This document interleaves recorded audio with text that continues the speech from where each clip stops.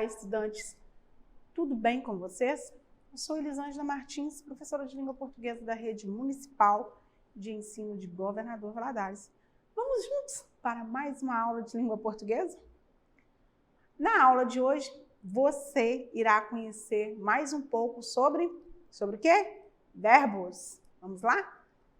Vamos antes recapitular, relembrar mesmo um pouco da nossa primeira aula sobre verbos, para dar continuidade e você em casa não se perder e entender tudo sobre verbo.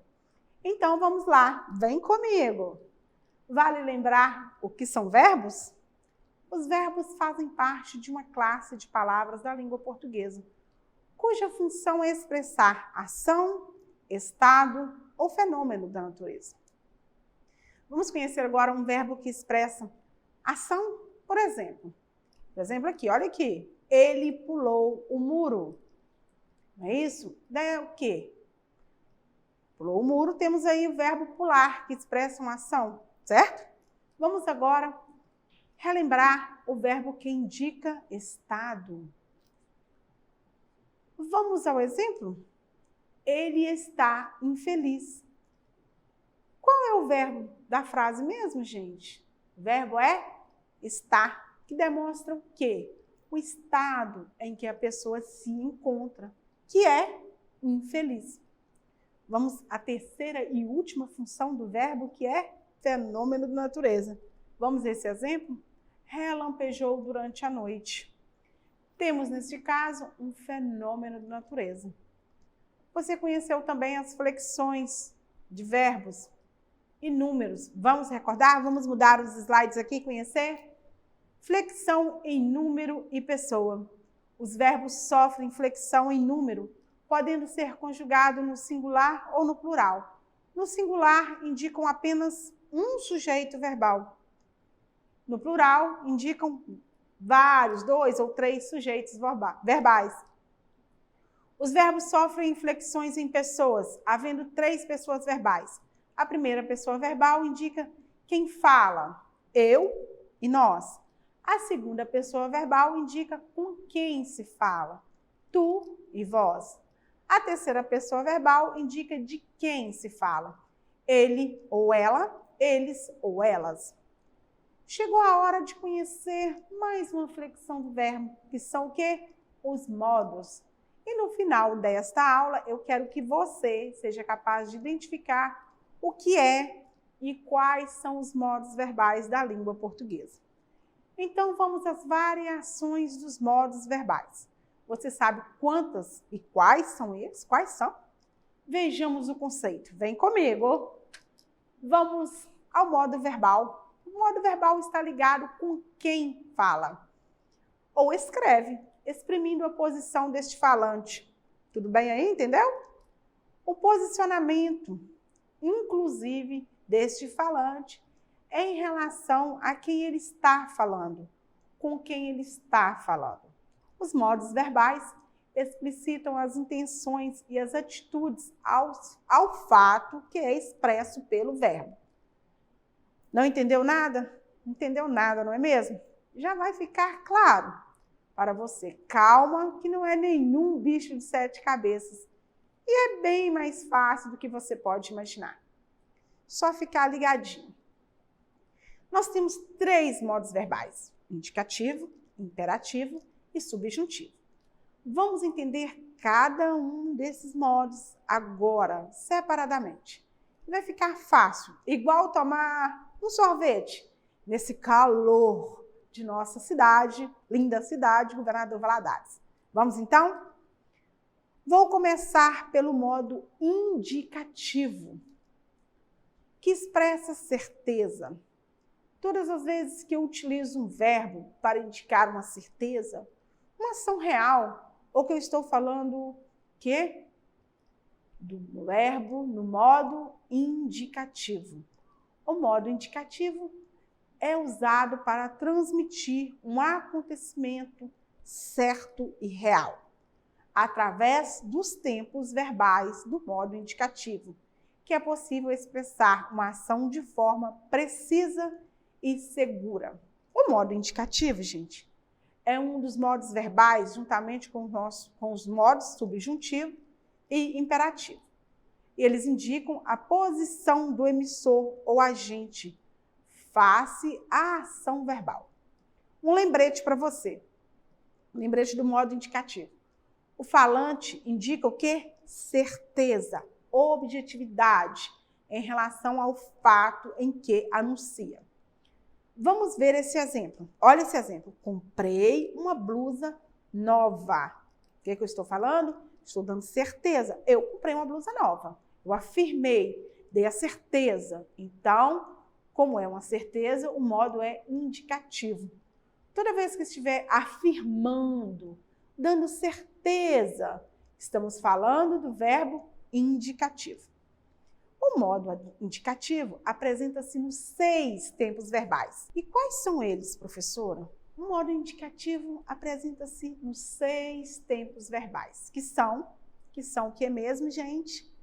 Presente, pretérito imperfeito, pretérito perfeito, pretérito mais que perfeito, futuro do presente e futuro do pretérito.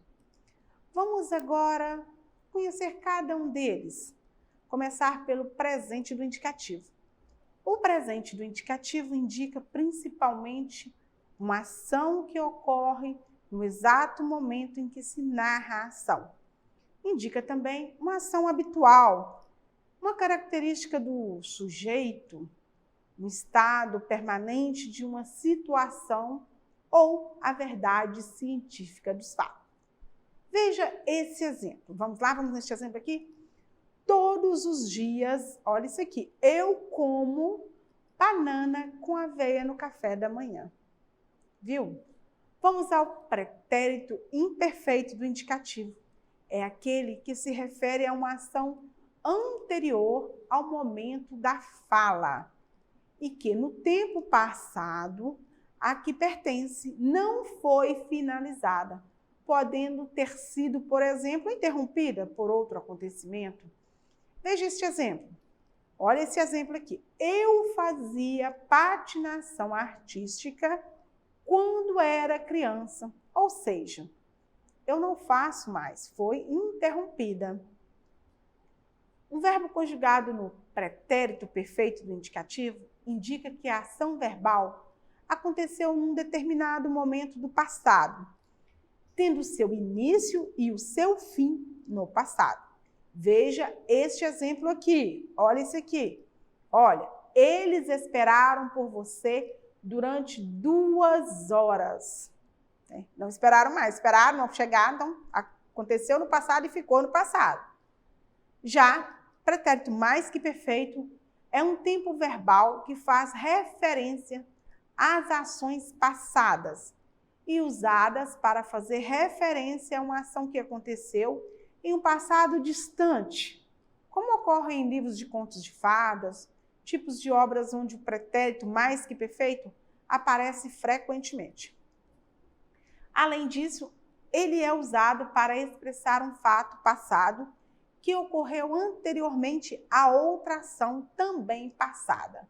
Diante disso, o pretérito mais que perfeito atua para indicar que a ação expressa que aconteceu em um tempo mais longínquo, antecedente às outras ações indicadas por outros pretéritos. Vamos a um exemplo para ficar mais compreensível. Quando a polícia chegou, a confusão já tinha passado. Deu para entender? Temos também o futuro, que é dividido em 2, presente e pretérito do indicativo. Assim, temos 6 tempos verbais no modo indicativo, certo? A professora, aqui não está louca, não. Calma, muita calma nessa hora. Você não ouviu errado, isso mesmo, futuro do pretérito. Não se preocupe, você vai entender e aprender cada um deles. É só ficar ligadinhos aqui. Vamos lá? Mas vamos entender o futuro do presente do indicativo. O futuro do presente do indicativo se refere a um fato que acontecerá no momento posterior ao discurso. Pode também expressar uma incerteza, bem como uma ordem. Veja, por exemplo, eles chegarão ao Rio daqui 2 dias. Deu para entender? Vamos dar continuidade e conhecer o futuro do pretérito do indicativo. O futuro do pretérito indicativo se refere a um fato que poderia ter acontecido posteriormente a uma situação passada. É utilizado também para indicar uma ação que é consequente de outra, encontrando-se condicionada, expressa ainda incerteza, surpresa e indignação.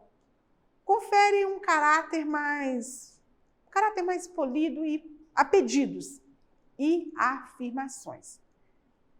Por exemplo, eu tocaria guitarra num conjunto se tivesse essa oportunidade. Olha, eu tocaria guitarra em um conjunto se tivesse essa oportunidade.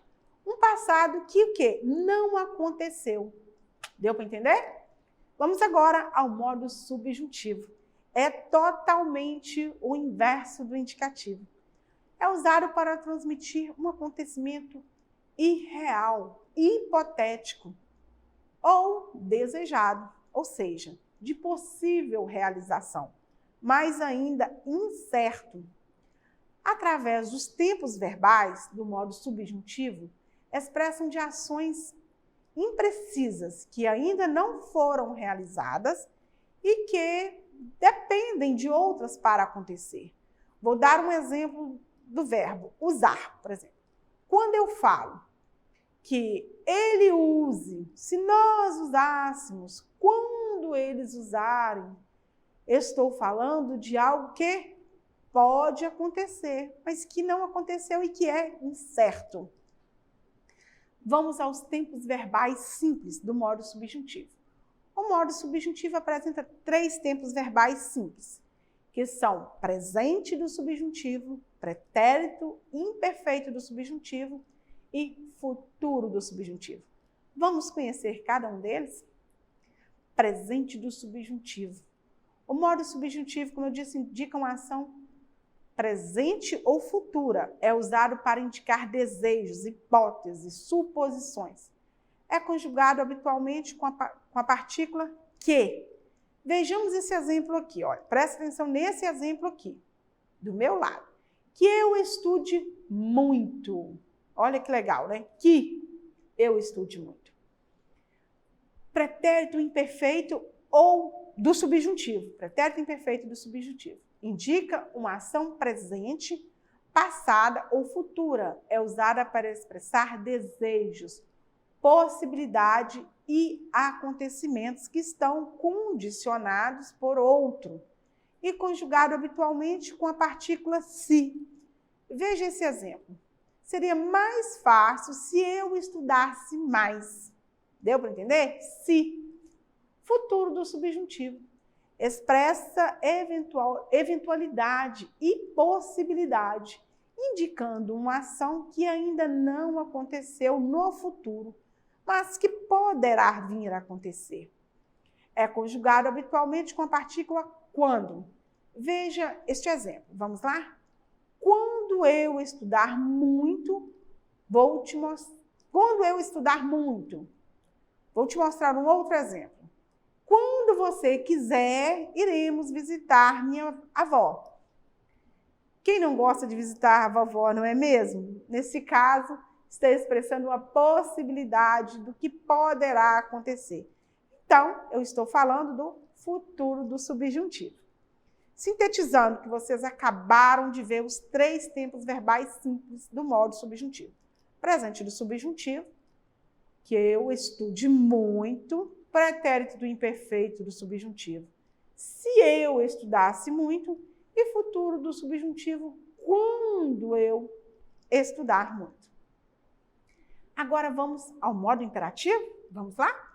Imperativo é um dos modos verbais, juntamente com o que eu já disse anteriormente. O que é? Você lembra?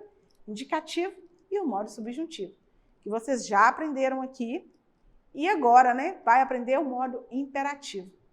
A pessoa falante leva o seu interlocutor a realizar uma ação, expressando o que quer que ele faça. Assim, a ação transmitida por um verbo, no imperativo, é um pedido, um convite, ou uma ordem, um comando, um conselho, ou uma súplica.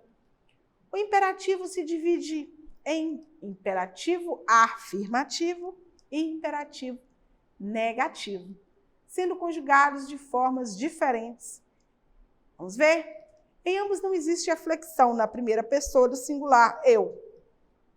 Vamos ver, por exemplo, imperativo afirmativo. Indica a ordem, pedido, um convite, um conselho, e é feito através de uma afirmação. Por exemplo, venham todos para a mesa de jantar. Você pode perceber que é uma ordem afirmativa. Estou dizendo, venham todos. No imperativo afirmativo, a segunda pessoa do singular, tu, e a segunda pessoa do plural, vós, derivam do presente do indicativo, sendo retirado o S final das formas conjugadas do presente. Vamos lá? Já no imperativo negativo, que expressa o quê? Ordem, pedido, com a palavra não. Por exemplo, vamos lá esse exemplo. Não coma tão depressa. Estou dando uma ordem, mas estou dizendo não. Né? Gostaram? Deu para aprender? Deu para sintetizar? E agora é com vocês. A nossa aula chegou ao fim. Acessem a plataforma smedgv.com/aluno ou aponte a câmera do seu celular para o QR Code que aparece no canto da tela. Lá vocês encontrarão atividades relacionadas ao tema da aula de hoje e de outras aulas. Não se esqueçam, se inscrevam no nosso canal do YouTube, SMedGV. E pratiquem, pessoal, porque é praticando que a gente aprende, não é mesmo? Até a próxima!